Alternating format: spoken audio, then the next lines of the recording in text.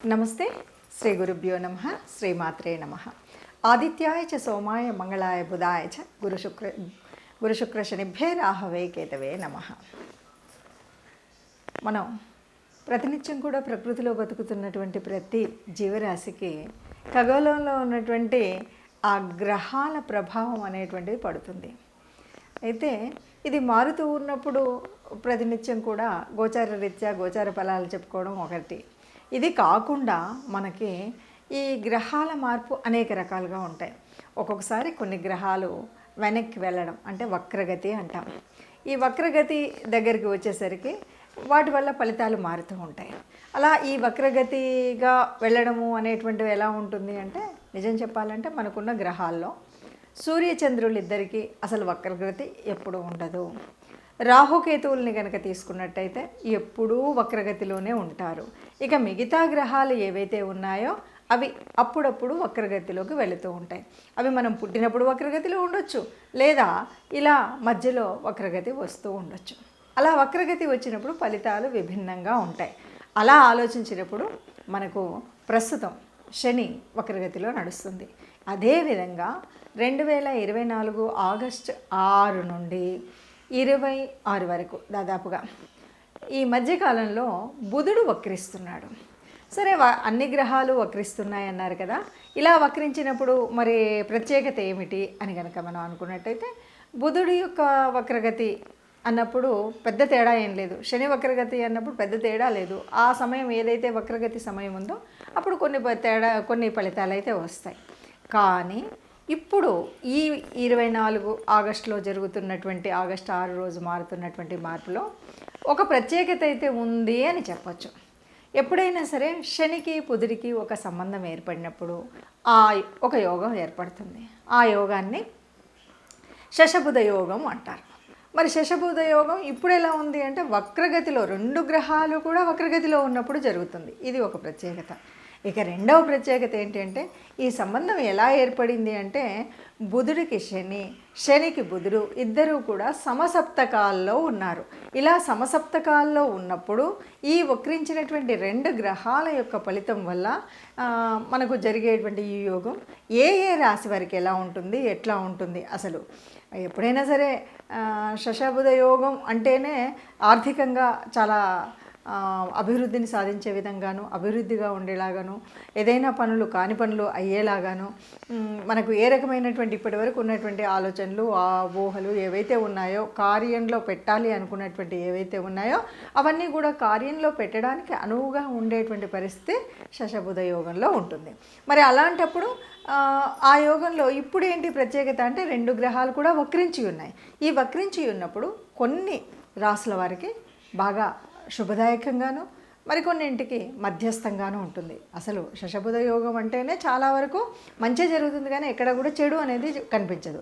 కానీ కొన్ని రాసుల వారికి చాలా అద్భుతంగా ఉంటుంది. కేవలం అది 20 రోజులు అయినప్పటికీ కూడా కొన్నింటికి మధ్యస్థంగా ఉంటుంది. ఈ 1-2కు అటు ఇటుగా ఉండవచ్చు. అయినప్పటికీ ఈ యోగం మరి దీని ఫలితాలు ఎలా ఉంటాయి, ఏ రాశి వారికి ఎలా ఉంటాయో ఒక్కొక్కటిగా చూద్దాం. తదుపరి రాశి తులారాశి. తులారాశి ఈ రాశి వారికి మరి ఇప్పుడు జరుగుతున్నటువంటి మార్పు వల్ల బుధుడు వక్రీకరిస్తే ఎలా ఉంటుంది అంటే, ఇప్పటికే శని వక్రీకరించున్నాడు, ఇప్పుడు బుధుడు కూడా వక్రీకరించి పోతున్నాడు. మరి ఈ సమయంలో ఎలా ఉంటుంది అంటే, తులారాశి వారికి కూడా ఇది బాగా ఉపయోగపడేటువంటి స్థితి అని అయితే చెప్పలేం. ఇది మధ్యస్థంగా ఉంటుంది. అంటే పెద్దగా నష్టం అయితే ఏమీ ఉండదు. మరి లాభం బాగా ఉంటుందంటే లాభం ఉండదు, సమతుల్యంగానే ఉంటుంది. అంటే అంతకుముందు ఎలాంటి పరిస్థితి ఉందో ఇప్పుడు కూడా అలాంటి పరిస్థితే ఉంది. మరి అలాంటప్పుడు ఈ యోగం వస్తే మాకెందుకు ఈ ప్రత్యేకించి దీని గురించి చెప్పడము అనొచ్చు.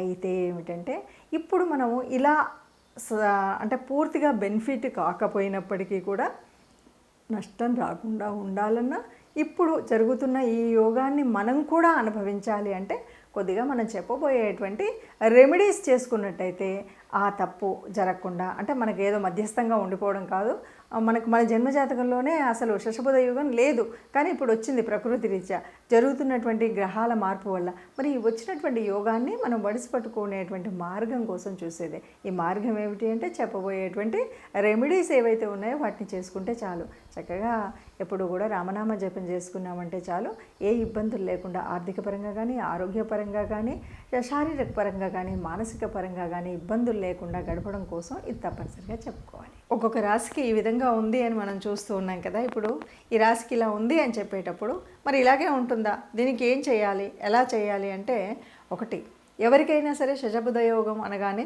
ఇది మంచినిస్తుంది.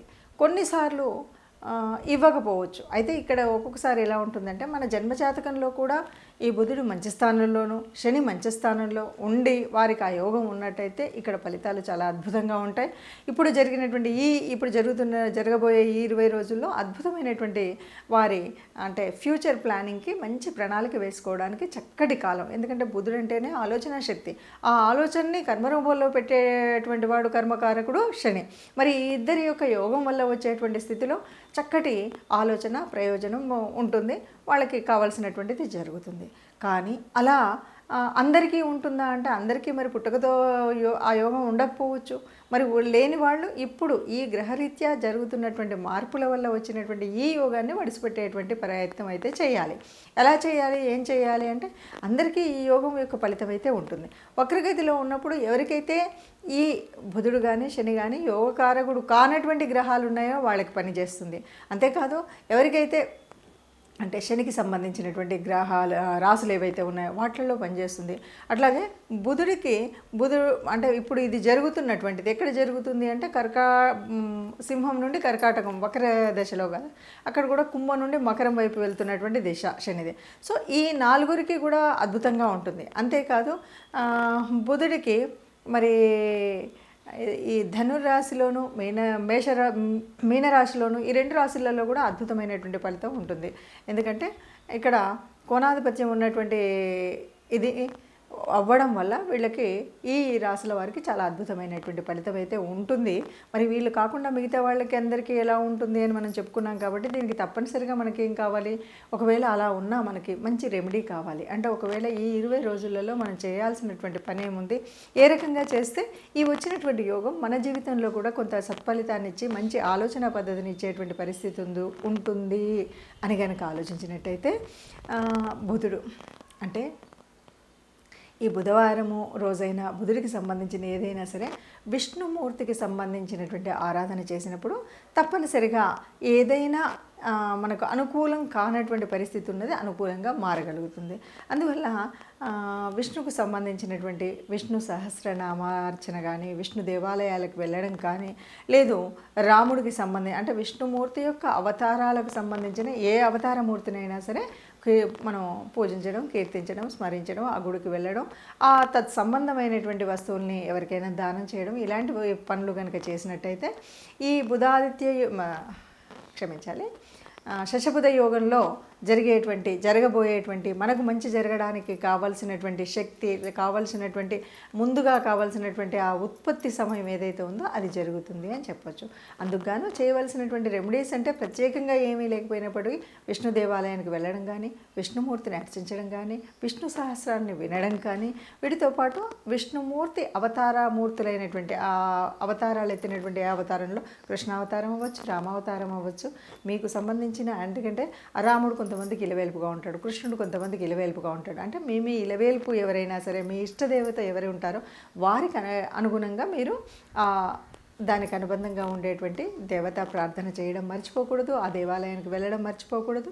ఆ సంబంధితమైనటువంటి అంటే బుధవారాలు శనివారాలకు సంబంధించినటువంటి వ్రత నియమాలు తప్పనిసరిగా పాటించాలి. బుధ శని వ్రత నియమాలు ఏముంటాయి అంటే, బుధవారం అనేసరికి మనకు విష్ణుమూర్తికి సంబంధించినటువంటి రోజు. అలాగే ఆ రోజు మనం ఏదైనా దానం చేయాలంటే ఆకుపచ్చ రంగు వస్త్రం అయితే ఆకుపచ్చ రంగు, కూరగాయలు ఇలాంటివి దానం చేసినప్పుడు ఆ ఆకుపచ్చకు సంబంధించినటువంటి వస్తువులను దానం చేయడం ఒక పద్ధతి. అలాగే గోగ్రాసం ఇవ్వడం. ఇంతే కాదు, మరి శనికి సంబంధించినంత వరకు మనం ఏం చేస్తామంటే, శని అంటే వృద్ధులకు సేవ చేయడం, ఎవరైతే కర్మచారులు ఉన్నారో వారికి కావాల్సినంత ఇంత ఆకలి తీర్చడం కోసం చేయాల్సినటువంటి పని.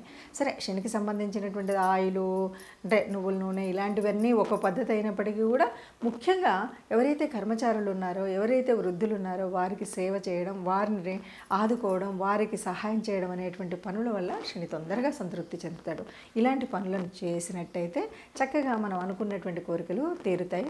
మనం అనుకున్నట్టుగా ఈ 20 రోజుల ఈ యోగం ఏదైతే ఉందో అది మనకు కూడా అనుకూలించే విధంగా ఉంటుంది.